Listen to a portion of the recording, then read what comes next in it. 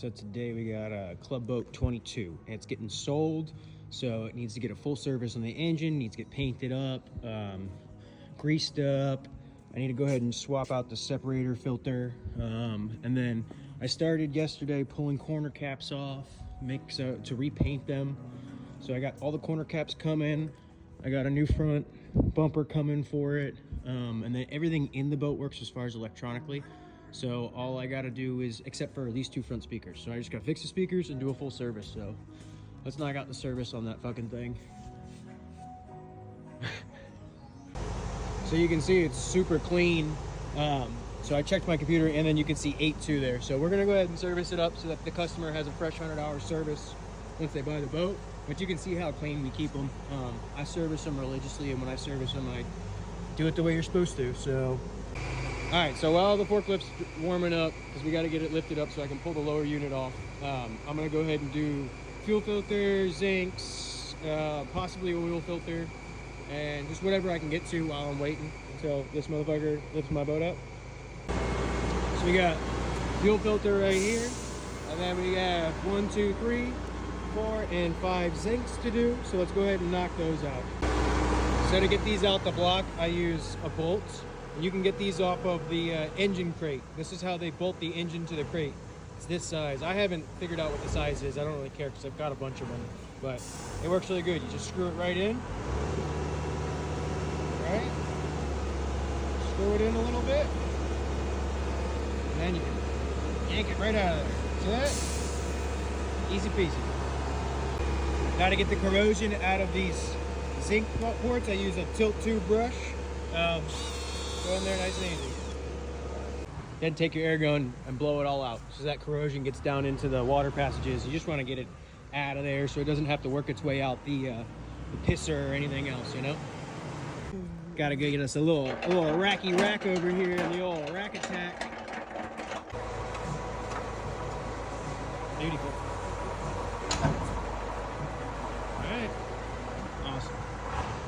I've mentioned it before, but they switched to all paper everything. No more plastic bags, which I really appreciate. Like, I'm so sick of all the plastic bags that I use. I don't like the plastic. It drives me nuts.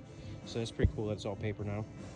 All right, we got coil packs off, zincs off, all my stuff laid out the way I want it. And the reason why they gave you 6 in this kit is because there's one hidden right there. So you do that one. So you got 5 for up top in the block and your 6th for that bottom piece. There's the O-rings for your zincs. We're gonna fuel filter. We got lower unit seals. We got the engine oil seal, new cotter key, and then water pump kit, fuel filter, spark plugs. And to do this fuel filter, I just pull these 2 bolts, that bolt right there, and then this should come out, and you wiggle it, and it's out your way. And then now you don't have to use no special tools. You can get your hand in here and just spin it right off like that. So I always keep a glass jar just to check to make sure there's no water in there. I'll check this one and I'll check that one when I do it. And then this, when you dump them out, figure over the O-ring. Don't let that O-ring fall in there, right? And if you're gonna reuse your O-ring, you know, obviously now you didn't lose it, but if you're not gonna reuse it, make sure it's out of there. Sometimes it'll stick to the bottom there. You don't want a double O-ring, you'll get a leak. So just a little tip. The last one's a little bit hard to get to. I usually just pop this side cowl off a little bit. It's still bolted in the front, but just so I can get in here and get these out, get them swapped. So here's our new plugs. I already checked the gap, we're good. I got a little bit of anti-seize to go on them. And here are our old ones, and you can actually see the rust rings starting to form around them. That's a good indicator to get them changed. I've had these L plugs fail a lot. It's usually on number 4, but so just every service do them. I mean, it's worth it to have the peace of mind. And I'm not doing a whole lot, just a dab will do you, especially when you do it every service. You know, you just need a little bit. Maybe the first one, if it's an old crusty, you can add a little bit more than that. But for these that I've been doing, I just put a little bit on there. All right, plugs are all back in, snugged up, ready to go. So let's go ahead and take these over to the vise and get them swapped out. I'll pull O-rings and bolts and put the new ones on there, put the new O-rings on there. So another mechanic actually taught me this at the last shop I worked at. It's my homie named Cody, and you just grab onto the top of the zinc, just turn it, and then you can loosen it up, even knock it down a little bit if you have to, but it works really good. And I actually wait until I clean them first to swap the O-ring to get as much debris as I can off there so that the debris doesn't get down in that channel. I haven't had any issues, it just always just kind of made me nervous. So I always clean them first and then put new O-rings on them. So when you're reinstalling these right here, little grease around the O-ring, and then as you're putting them in, as you're putting them in, spin them. So that O-ring goes in. I've had guys pop the O-ring and then there's a leak right there and then the salt water's leaking down all over somebody's nice motor. So just make sure that you spin it as it goes in, and I've never had one get clipped that way. And don't forget that bottom one gets a little bit of sealant because it goes into a water passage. These are all fine. They don't need sealing. They don't go into water, but that bolt goes into a water passage. So make sure you seal that so that way it doesn't leak either. And as I'm doing stuff, I'm actually taking the used parts and putting them into that kit. So 2 reasons. 1, it keeps everything clean. 2, if the customer goes, hey, what did you do? You can show them all the parts you replaced. I don't have that happen often, actually ever, to be honest with you, but it's just nice. Every once in a while you get like a sketchy customer and it's nice to go, hey man, look, this is actually what I did. So just helps a little bit, keeps your area clean. So funny side note, my boss gets me business cards. First time he got them for me, spelt my name wrong. Second time, he didn't put my number on them. So I use them for oil drain stuff now. Just stick that bitch on in there, right? Bend it down a little bit, crease it, you're good to go. So we got our new engine oil seal right there. And then we got our new oil filter. And these oil filters from Suzuki, what I noticed, they actually come with a little bit of grease on them, but just because it's just a habit, I just always add just a little bit, not a lot, just a little bit, that's it. Also, I like to wipe down the face too, just to make sure that I get a good seal.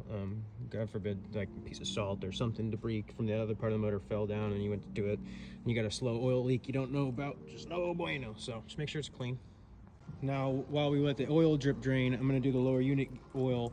And the reason why I do the lower unit oil on here like this, or before I do the water pump, is because if there is water in that gear oil, then you have to pressure test it, and there are seals underneath that water pump. So check now, make sure there's no water in it. If there's not, I don't have to worry about it. If there is, we pressure test and fix. Here's my gear case screwdriver. It's a specialty for these, for outboards. There's a part number. I like to snap on one, Matco's got one, but this one works good. So in this motor, bottom one's got a magnet right there, top one does not, but if you look right there, that gasket didn't come off with that screw, so it's still in that hole. So let me get that out so that way I don't accidentally double gasket it. Now, so I got my 2 new gaskets on there. I pulled the one out of there, make sure that's clean, cleaned them up. Now what I'm gonna do is, especially because it's cold, I'm gonna pump this thing until there's no more air in this line, right? So I just put it right back in the bucket. So right now it's just gonna dump back in the bucket. I'm gonna pump all that air out of the line, right? See that big air bubble? Especially right now because it's cold outside. This is I'm more particular on this when it's cold because this stuff is so fucking thick. But now we're gonna fill this and we're gonna make sure that there's no bubbles coming out, because these I've done the bullets in before, but the upper pinion bearings will not get oiled enough if you leave a big air bubble in there. So I'll show you how I do it. And it sucks when it's cold because this thing fucking doesn't pump. But it sure does. Thicker than a snuckle. So it just started coming out. This may seem a little bit wasteful, but it's better than blowing up a gear case. See how the bubbles are? They're pretty small. I don't need to keep pumping for this. It's gonna keep making those little bubbles. But if it's a lot of big bubbles, you just pump until you get the thickness. You can see those are just forming on the top. But do a couple extra pumps. Don't be afraid to waste a little bit. It's better than blowing up a case. Now I've used the Suzuki Hypoid, and I just don't like it. It gets so burnt and stinky and thin. This Merc Hyperf looks like it came out, looks like when I put it in, when I take it out. I've never had this burnt unless I let it go for multiple hundreds of hours, but this stuff's pretty fucking stout. This is the Mercury Hyperf. I use it in everything. It's my go-to. So this is what's got to come off to get the lower unit off. You got to get the torque tab out of the way. You got 6 14 millimeter bolts, and then that's a 17 mil. And then I take all that out and always leave the back one in. And the reason why I leave the back one is because you can get like an impact on it or whatever. So I can zip it out, zip it in real fast if I need to, and it's holding my whole case. But so now that I got everything else done, I'm gonna go ahead and get that out. Oh, and another secret is the shift shaft. I hate fucking dicking with them when they fall out and stuff. So I just put a pair of vice grips on them up here, and then it can't fall down. And then when I go to reinstall, I can actually grab the vice grips and slide it back and forth. Gets it back on a little easier. So get this case off. Now they usually don't just fall right out, but because I grease them, sometimes they do. So arm on it, underneath it, left bolt out. If you let them hit the ground, it don't matter. And then now you should be able to give it a little pop, and it'll come right out. Just like that. There's your case. I got my little wooden stand here. I don't know if you can see it. There you go. This thing is full of mud. I can see all the sand right here. See it? Right there? Oh yeah. Good old parts, so I'm not really worried about damage. There we go. Don't scratch a paint bell when I'm reusing. I'm reusing this one. Oh yeah, it'd go for. They're rated for 300 hours, and we change them at 100. Yeah, they're rated for 3. We change them every 100. That's what I'll say. You would never. On backwards. Yeah. Okay. Wear plate down. Get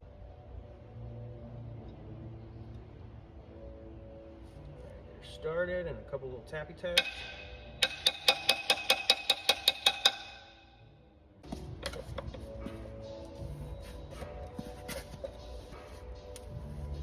All right. Got all the way on there.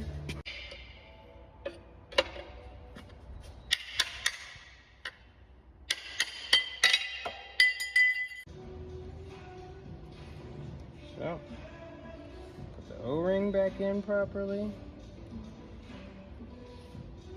Alright. This time we're going to add a little bit of grease to the cup because I felt like it was just dragging, didn't want to spin, nothing. So we're going to do a little bit to the outside of the cup. Got that, line up our mark again.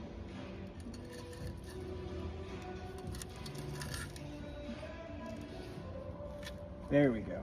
And you can tell it's all the way in because it's not protruding past. The O-ring is going to be the highest thing on there, but got our cup in there. On the pump, fingers on the O-ring up here, because this can fall right here, and then back here is held in by the cup. So fingers on the O-ring, spin and push. Then you get all the way down, locked in. And you can peek your eyes down in the water pickup, and make sure that the O-ring's not in there. And if it is, pull it back up, put it back in its right spot. But we're good.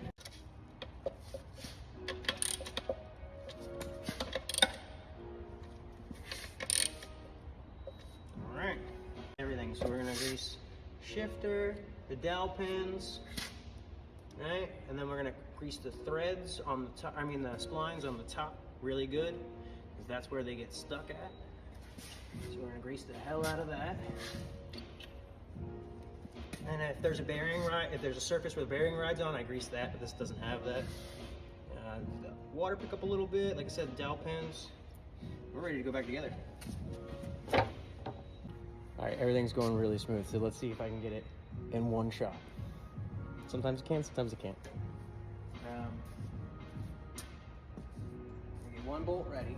Have this bolt ready right here for me. I want to have impact ready. Put the 14 mil on it, that way I can zip it in fast.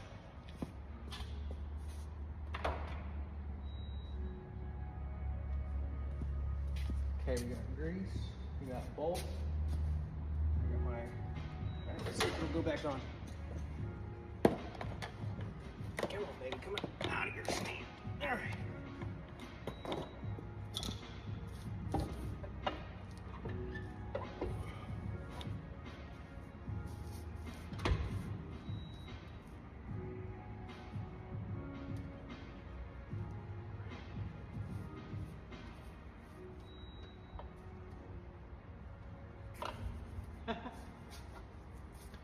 We got it. We got it.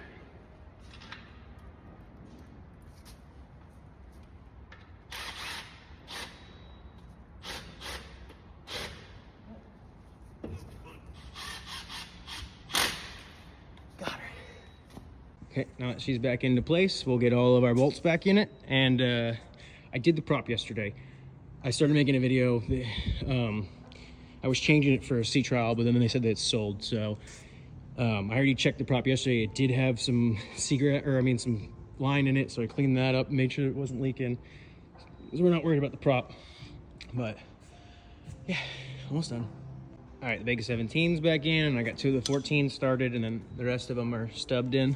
All right, so I'm gonna go ahead and put the 12 back on, button that up. I know I'm all good there. Snug the rest of these up.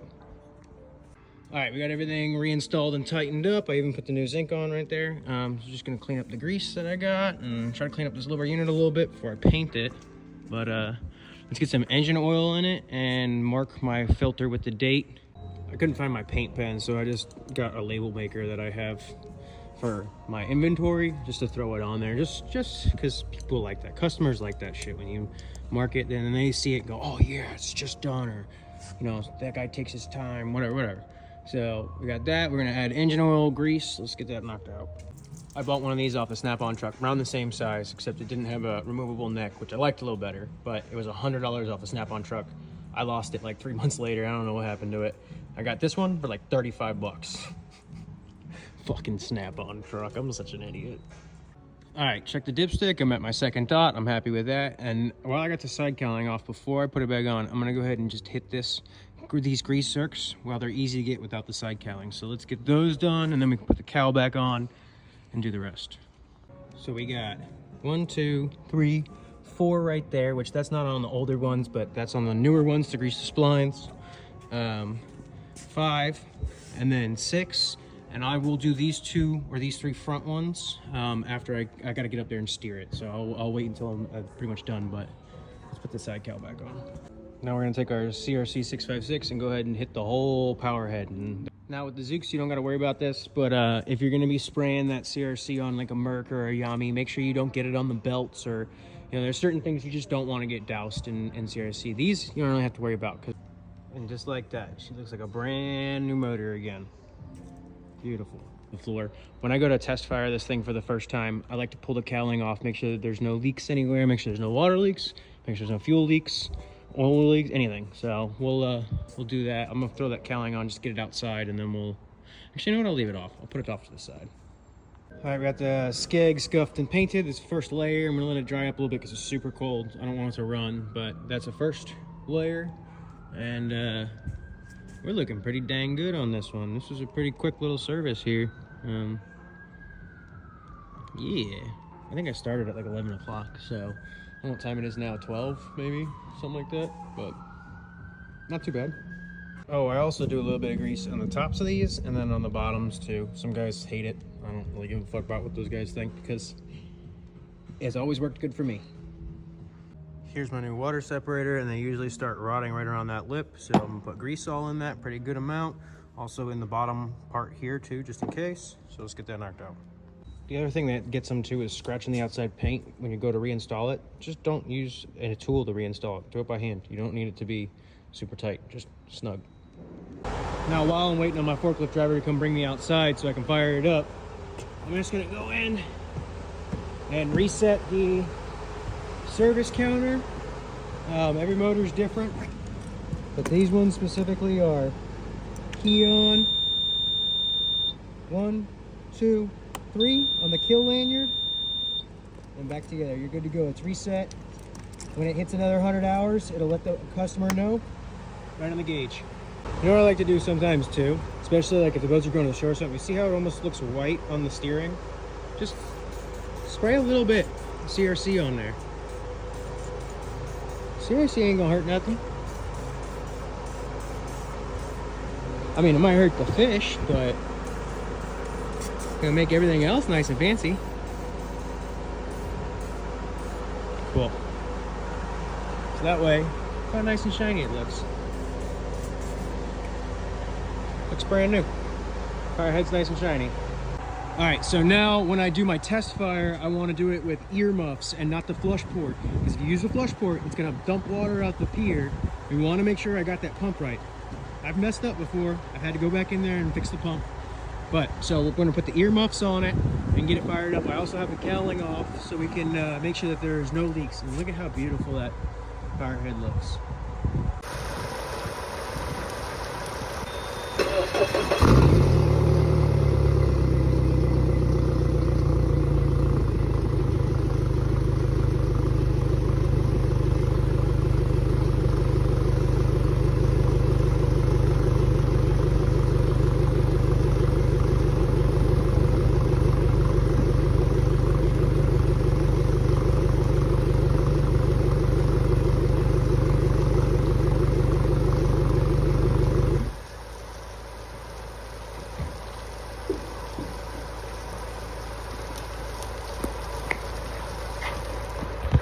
I don't like the muffs that I'm using. They're not tight enough on the case, so I'm gonna go grab I got a new pair in here. All right, these are a little better. Let's let me see.